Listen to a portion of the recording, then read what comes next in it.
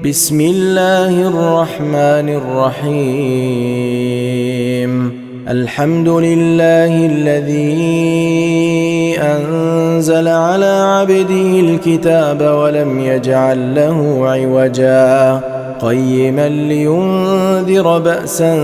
شديدا من لدنه ويبشر المؤمنين الذين يعملون الصالحات أن لهم أجرا حسنا ماكثين فيه أبدا وينذر الذين قالوا اتخذ الله ولدا ما لهم به من علم ولا لآبائهم كبرت كلمة تخرج من أفواههم إن يقولون إلا كذبا فلعلك باخع نفسك على آثارهم إن لم يؤمنوا بهذا الحديث أسفا إنا جعلنا ما على الأرض زينة لها لنبلوهم أيهم أحسن عملا وإنا لجاعلون ما عليها صعيدا جرزا أم حسبت أن أصحاب الكهف والرقيم كانوا من آياتنا عجبا إذ أوى الفتية إلى الكهف فقالوا ربنا آتنا من لدنك رحمة وهيئ لنا من أمرنا رشدا فضربنا على آذانهم في الكهف سنين عددا ثم بعثناهم لنعلم أي الحزبين أحصى لما لبثوا أمدا نحن نقص عليك نبأهم بالحق إنهم فتية آمنوا بربهم وزدناهم هدى وربطنا على قلوبهم إذ قاموا فقالوا ربنا رب السماوات والأرض لن ندعو من دونه إلها لقد قلنا إذا شططا هؤلاء قومنا اتخذوا من دونه آلهة لولا يأتون عليهم بسلطان بين فمن أظلم ممن افترى على الله كذبا وإذ اعتزلتموهم وما يعبدون إلا الله فأووا إلى الكهف ينشر لكم ربكم من رحمته ويهيئ لكم من أمركم مرفقا وترى الشمس إذا طلعت تزاور عن كهفهم ذات اليمين وإذا غربت تقرضهم ذات الشمال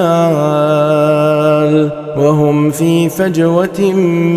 منه ذلك من آيات الله من يهد الله فهو المهتد ومن يضلل فلن تجد له وليا مرشدا وتحسبهم أيقاظا وهم رقود ونقلبهم ذات اليمين وذات الشمال وكلبهم باسط ذراعيه بالوصيد لو اطلعت عليهم لوليت منهم فرارا ولملئت منهم رعبا وكذلك بعثناهم ليتساءلوا بينهم قال قائل منهم كم لبثتم قالوا لبثنا يوما أو بعض يوم قالوا ربكم أعلم بما لبثتم فابعثوا أحدكم بورقكم هذه إلى المدينة فلينظر أيها أزكى طعاما فليأتكم برزق منه وليتلطف ولا يشعرن بكم أحدا إنهم إن يظهروا عليكم يرجموكم أو يعيدوكم في ملتهم ولن تفلحوا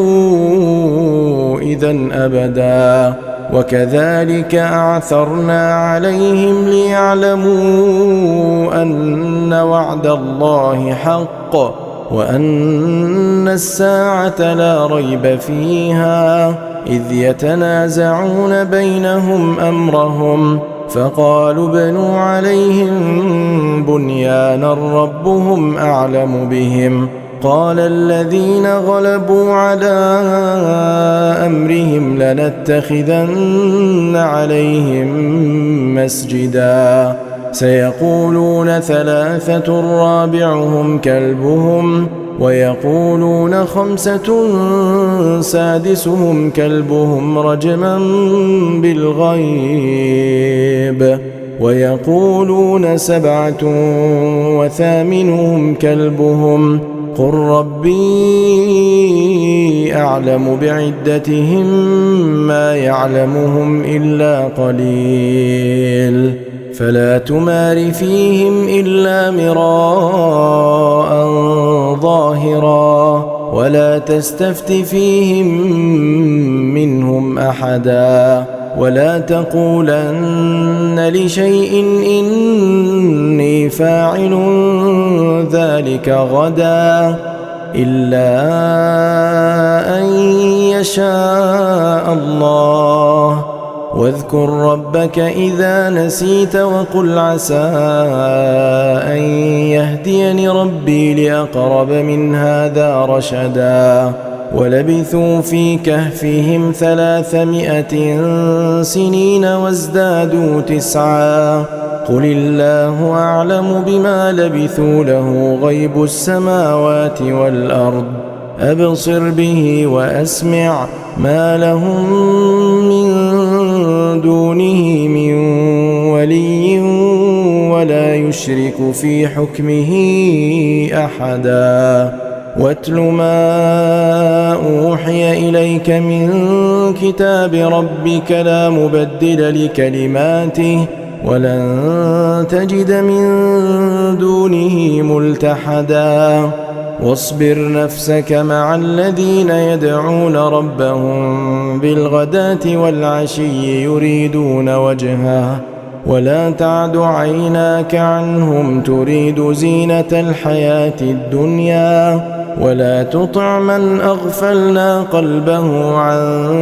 ذكرنا واتبع هواه وكان أمره فرطا وقل الحق من ربكم فمن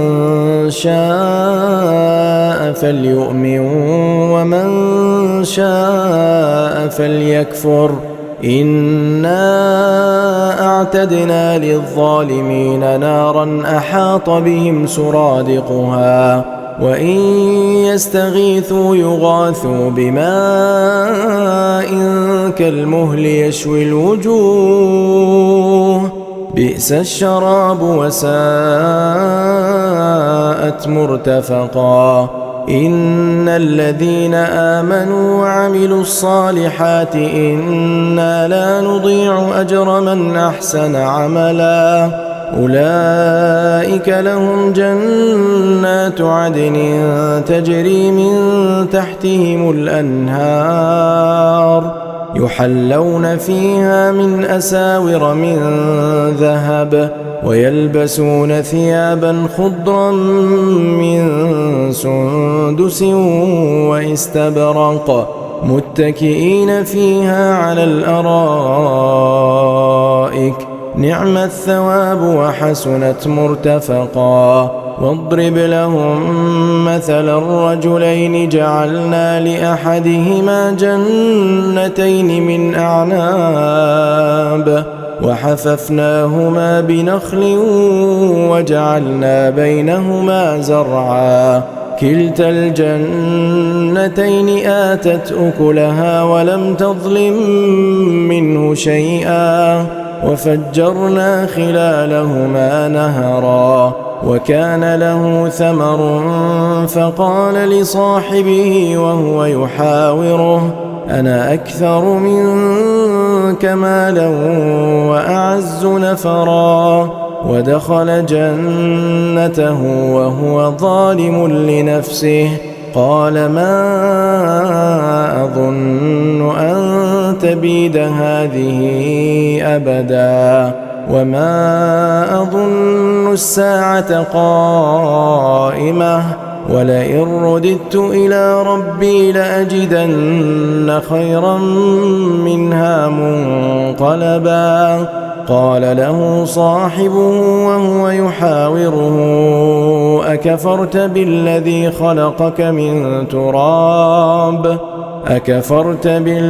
خلقك من تراب ثم من نطفة ثم سواك رجلا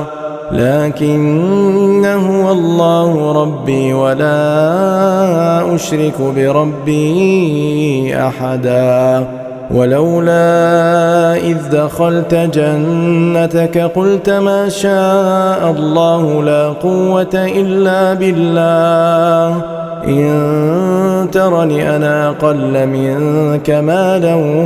وولدا فعسى ربي أن يؤتيني خيرا من جنتك ويرسل عليها حسبانا من السماء فتصبح صعيدا زلقا أو يصبح ماؤها غورا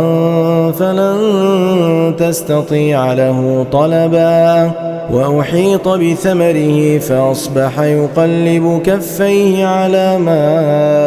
أنفق فيها وهي خاوية على عروشها ويقول يا ليتني لم أشرك بربي أحدا ولم تكن له فئة ينصرونه من دون الله وما كان منتصرا هنالك الولاية لله الحق هو خير ثوابا وخير عقبا واضرب لهم مثل الحياة الدنيا كماء إن أنزلناه من السماء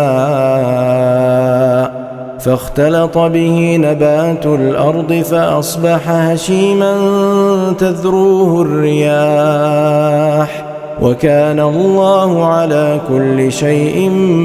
مقتدرا المال والبنون زينة الحياة الدنيا والباقيات الصالحات خير عند ربك ثوابا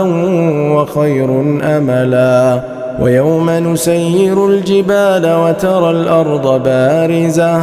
وحشرناهم فلم نغادر منهم أحدا وعرضوا على ربك صفا لقد جئتمونا كما خلقناكم أول مرة بل زعمتم أن لن نجعل لكم موعدا ووضع الكتاب فترى المجرمين مشفقين مما فيه ويقولون يا ويلتنا ما لهذا الكتاب لا يغادر صغيرة ولا كبيرة إلا أحصاها ووجدوا ما عملوا حاضرا ولا يظلم ربك أحدا وإذ قلنا للملائكة اسجدوا لآدم فسجدوا إلا إبليس كان من الجن ففسق عن أمر ربه أفتتخذونه وذريته أولياء من دوني وهم لكم عدو بئس للظالمين بدلا ما أشهدتهم خلق السماوات والأرض ولا خلق أنفسهم وما كنت متخذ المضلين عضدا ويوم يقول نادوا شركائي الذين زعمتم فدعوهم فلم يستجيبوا لهم وجعلنا بينهم موبقا ورأى المجرمون النار فظنوا أنهم مواقعوها ولم يجدوا عنها مصرفا ولقد صرفنا في هذا القرآن للناس من كل مثل وكان الإنسان أكثر شيء جدلا وما منع الناس أن يؤمنوا إذ جاءهم الهدى ويستغفروا ربهم إلا أن تأتيهم سنة الأولين أو يأتيهم العذاب قبلا وما نرسل المرسلين إلا مبشرين ومنذرين ويجادل الذين كفروا بالباطل ليدحضوا به الحق واتخذوا آياتي وما أنذروا هزوا ومن أظلم ممن ذكر بآيات ربه فأعرض عنها ونسي ما قدمت يداه إنا جعلنا على قلوبهم أكنة أن يفقهوه وفي آذانهم وقرا وإن تدعهم إلى الهدى فلن يهتدوا إذن أبدا وربك الغفور ذو الرحمة لو يؤاخذهم بما كسبوا لعجل لهم العذاب بل لهم موعد لن يجدوا من دونه موئلا وتلك القرى أهلكناهم لما ظلموا وجعلنا لمهلكهم موعدا وإذ قال موسى لفتاه لا أبرح حتى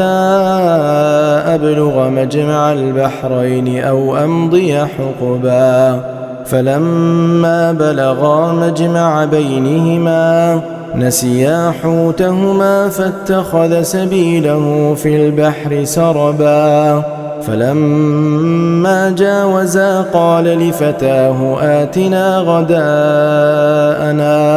لقد لقينا من سفرنا هذا نصبا قال أرأيت إذ أوينا إلى الصخرة فإني نسيت الحوت وما أنسانيه إلا الشيطان أن أذكره واتخذ سبيله في البحر عجبا قال ذلك ما كنا نبغ فارتدا على آثارهما قصصا فوجدا عبدا من عبادنا آتيناه رحمة من عندنا وعلمناه من لدنا علما قال له موسى هل أتبعك على أن تعلمني مما علمت رشدا قال إنك لن تستطيع معي صبرا وكيف تصبر على ما لم تحط به خبرا قال ستجدني إن شاء الله صابرا ولا أعصي لك أمرا قال فإن اتبعتني فلا تسألني عن شيء حتى أحدث لك منه ذكرا فانطلقا حتى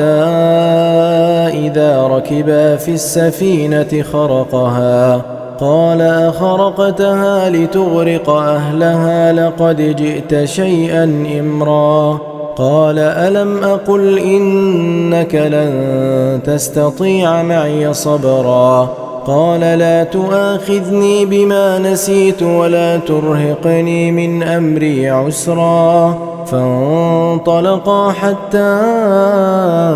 إذا لقيا غلاما فقتله قال أقتلت نفسا زكية بغير نفس لقد جئت شيئا نكرا قال ألم أقل لك إنك لن تستطيع معي صبرا قال إن سألتك عن شيء بعدها فلا تصاحبني قد بلغت من لدني عذرا فانطلقا حتى إذا أتيا أهل قرية استطعما أهلها فأبوا أن يضيفوهما فوجدا فيها جدارا يريد أن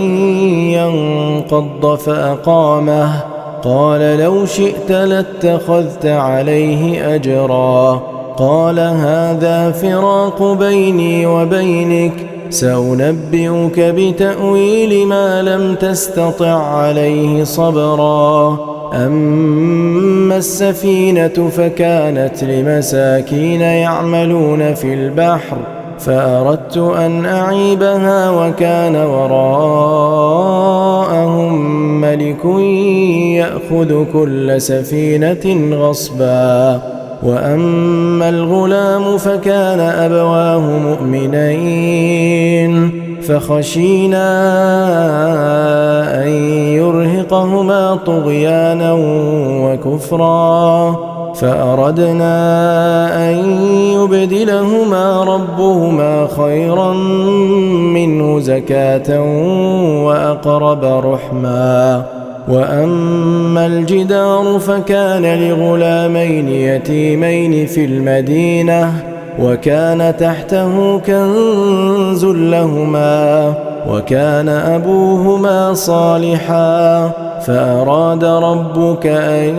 يبلغا أشدهما ويستخرجا كنزهما رحمة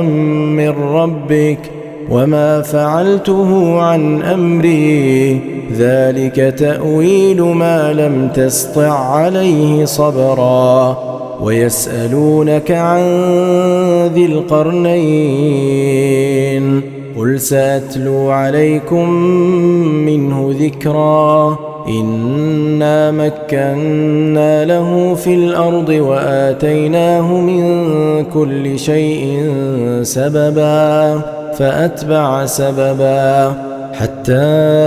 إذا بلغ مغرب الشمس وجدها تغرب في عين حمئة ووجد عندها قوما قلنا يا ذا القرنين إما